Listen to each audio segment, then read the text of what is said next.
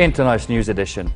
Jordanian fighter jets bomb and destroy selected targets of the Daesh terrorist gang and return safely to base.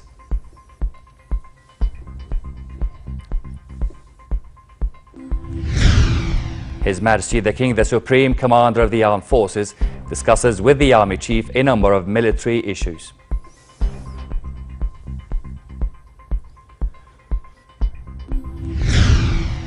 And the leaders of Ukraine, Russia, Germany and France agree a deal to end fighting in eastern Ukraine. Good evening and very warm welcome to the news. Jordanian fighter jets bombed selected targets of the Daesh terrorist gang. A source at the General Command headquarters of the Jordan Armed Forces Arab Army said a group of Royal Air Force fighter jets targeted the Daesh positions and destroyed all the targets. The source added that all the aircraft returned safely to base after the raid.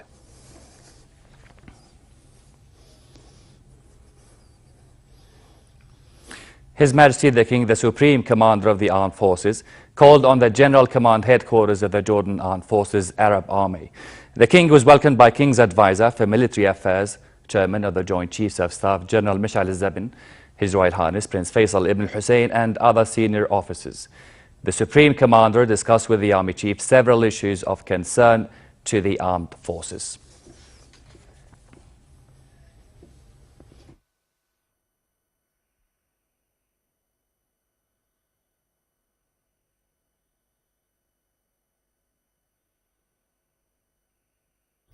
Separately, King Abdullah met a delegation from U.S. National Defense University comprising senior officers serving in the Capstone Fellow Program.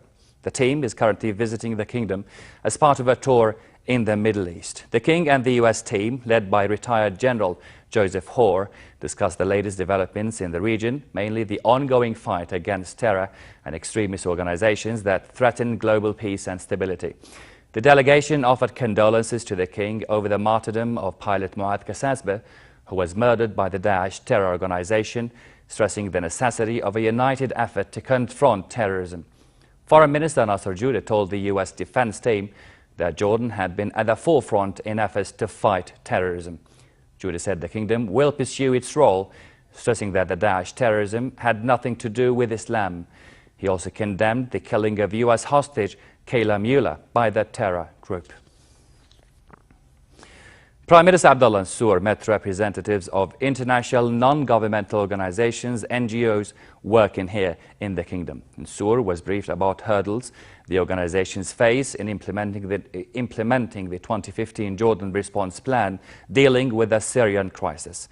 The plan falls within the framework of supporting communities hosting the refugees.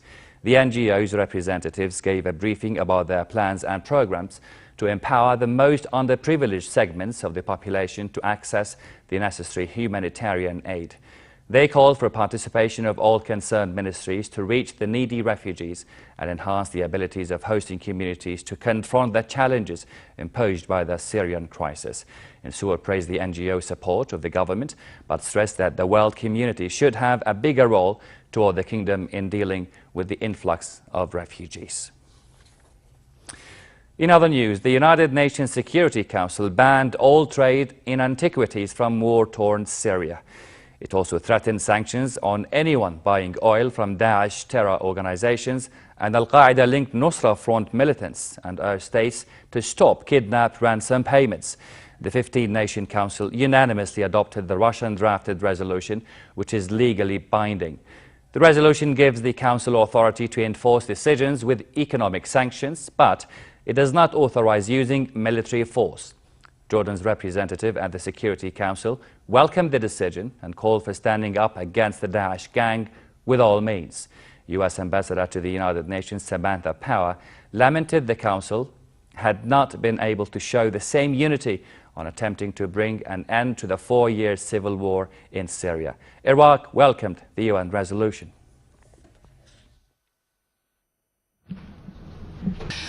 For Iraq, why this is important? Because it terrorists are smuggling oil and gas, they are smuggling antiquities, they are smuggling cultural materials from Mosul, from Nainawa, from the area that they are occupying right now, and we are trying to get help from the international community. The U.S. House of Representatives Democratic leader Nancy Pelosi said it will be difficult for Congress to pass President Barack Obama's new proposal to use military force against Daesh militants. Pelosi told the news conference it's going to be hard for Republicans and Democrats to reach consensus on a plan, given differences over restrictions in Obama's proposal. But at his own press conference later, House of Representatives Speaker John Boehner said Republicans in Congress will make the case for a strong, robust authorization for the administration's military campaign against the terror group. Boehner said he and his fellow Republicans wanted to give U.S. military commanders enough flexibility to defeat the militant group wherever it exists. Very, very serious responsibility to authorize the use of force and put our men and women in uniform at serious risk. And that is taken very seriously by members. There's a war underway, and we're in the midst of it. But the president has tied his own hands and wants to tie his hands even further with the authorization that he sent up here.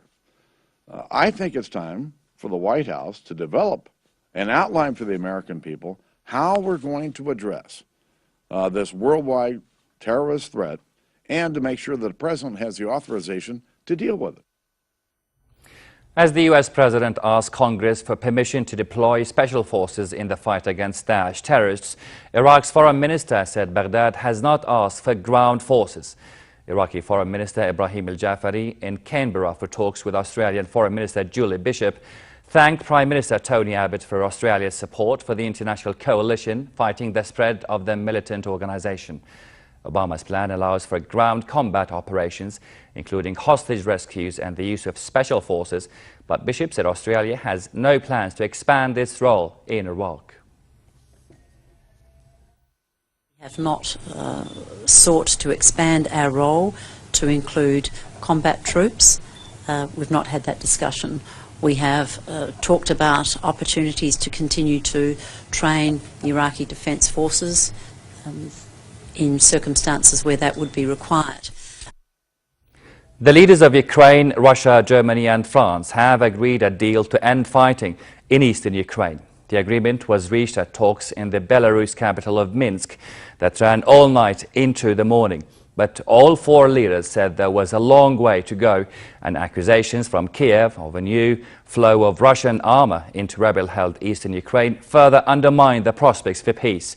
The U.S. State Department said it had not taken off the table the option of imposing fresh sanctions on Russia, but would prefer to see the agreement to end the fighting in eastern Ukraine carried out. Here's more on the Ukraine ceasefire deal.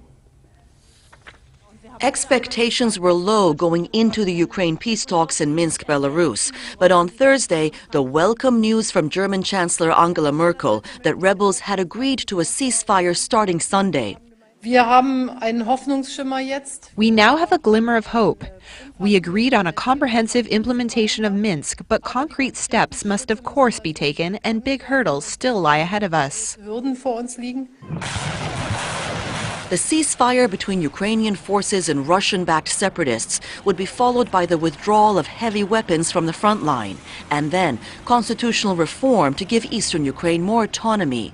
The rebels had wanted all-out independence. They've already created self-proclaimed people's republics. As the talks went on, so did the war. Residents of the embattled city of Donetsk spent their Thursday morning sifting through rubble after another night of shelling. The shelling was at about 8:30 at night during the Minsk peace talks. They gathered there to talk about a ceasefire or the end to shelling. At that very time here, there was a cruel shelling. Mortars were falling, and you can film the results. The overnight agreement addresses stumbling points that had shredded an earlier ceasefire deal. Among them, a demarcation line the rebels wanted to reflect their gains from a recent offensive. Ukraine will also get control of its border with Russia, but in consultation with rebels and only after the regions gain more autonomy by the end of this year.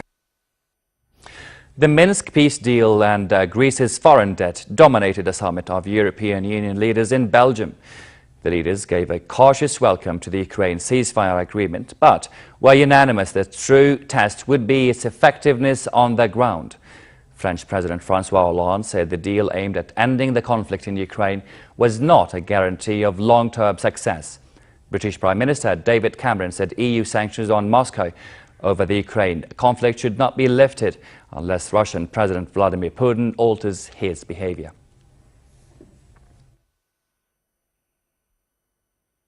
This is a genuine ceasefire, then of course that would be welcome. But what matters most of all is actually actions on the ground rather than just words on a piece of paper. And I think we should be very clear that Vladimir Putin needs to know that unless his behavior changes, the sanctions we have in place won't be altered. The EU summit is the first of newly elected leftist Greek Prime Minister Alexis Tsipras.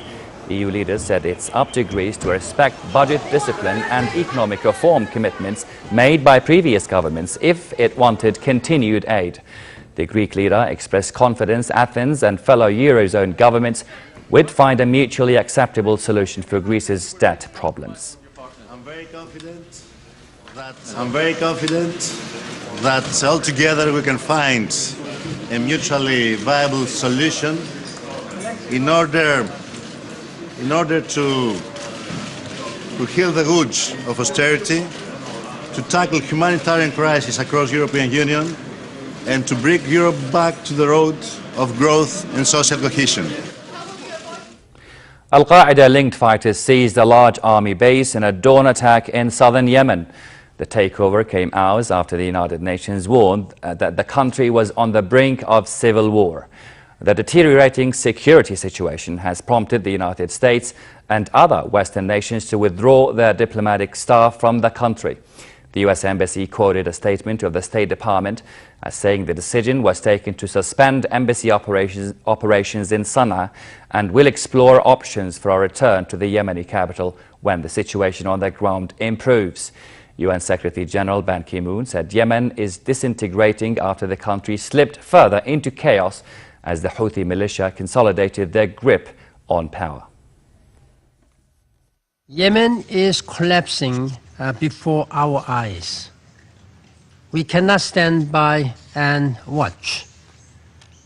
The country is facing multiple challenges. A dangerous political crisis continues in Sana'a. President Abd Rabbo Mansur Hadi, Prime Minister Khaled Baha, and government ministers and other state officials must be granted freedom of movement. Palestinian President Mahmoud Abbas met EU top politicians in Brussels to rally for European support for recognition of a Palestinian state. He also discussed a possible resumption of peace negotiations with Israel. Abbas met EU Commission President Jean-Claude Juncker, followed by talks with EU Foreign Policy Chief Federica Mogherini. Palestinians seek statehood in the Israeli-occupied West Bank and the blockaded Gaza Strip, with East Jerusalem as their capital. Most Western European countries have yet to give official recognition, although the UN General Assembly approved de facto recognition in 2012. Two Al Jazeera journalists, Mohammed Fahmy and Bahir Mohammed, were released from an Egyptian jail after more than 400 days. But the court said the case against them was still pending. Fahmy, who's a naturalized Canadian citizen who gave up his Egyptian citizenship, was released on bail. Mohammed, who has only Egyptian citizenship, was released without bail. Judge Hassan Farid said the next hearing would be on February the 23rd. Fahmy and Mohammed were last year sentenced to 7 and 10 years in jail respectively on charges including spreading lies to help a terrorist organization, a reference to the outlawed Muslim Brotherhood. A third Al Jazeera reporter, Australian Peter Grester, was sentenced with them but was freed on February the 1st and deported. The courtroom erupted in applause after the judge read his decision. The head of U.S. forces in Afghanistan said he has provided his chain of command with options for a troop drawdown in 2015. The measure would give U.S. and Afghan leaders more flexibility to respond to security needs on the ground. Army General John Campbell told the Senate Armed Services Committee that the options dealt with the so-called glide slope and locations for withdrawals in the summer of 2015. The United States is currently slated to draw down to 5,500 troops by the end of the year. Options I presented to my chain of command were several options that laid out to make sure that we can continue with our mission of TAA. I'm particularly concerned about the summer 2015. The Afghans, this is the very first fighting season completely on their own. They've had the lead for 2 years. They've done quite well, but this is the first one at the current force levels that we're at.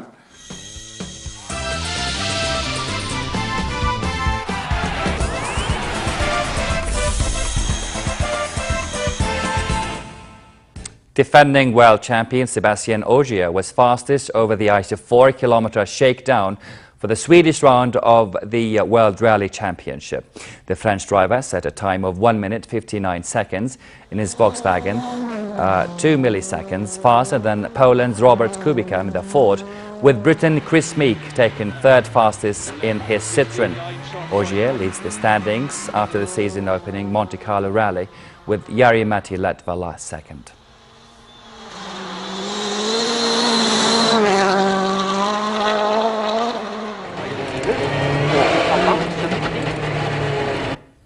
Two-time open water world champion Vladimir Dyachin announced his retirement soon after the Russian anti-doping agency banned him for 2 years for doping offences. The Russian anti-doping agency Rusada said Dyachin's A sample taken on June 30th last year showed he had taken something illegal without specifying the banned substance. The 32-year-old, however, immediately announced his retirement from the sport.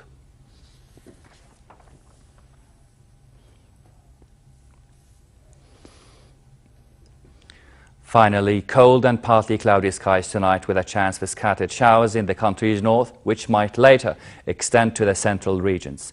There is also a chance for light snow in the northern highlands, while winds will be southwesterly brisk. Tomorrow, cold weather will prevail across much of the country, with a chance for light rain in the northern regions. Winds will continue to be southwesterly brisk. Fair weather is forecast for the Jordan Valley and Aqaba. Winds in the port city of Aqaba will be northerly moderate and the seas slightly choppy. Next are the lows and highs for tonight and tomorrow.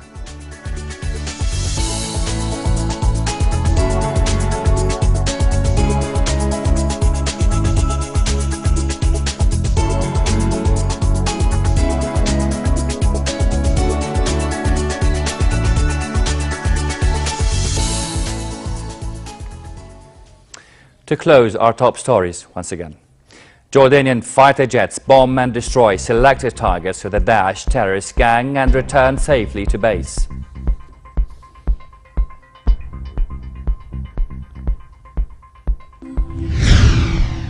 His Majesty the King, the Supreme Commander of the Armed Forces, discusses with the Army Chief a number of military issues.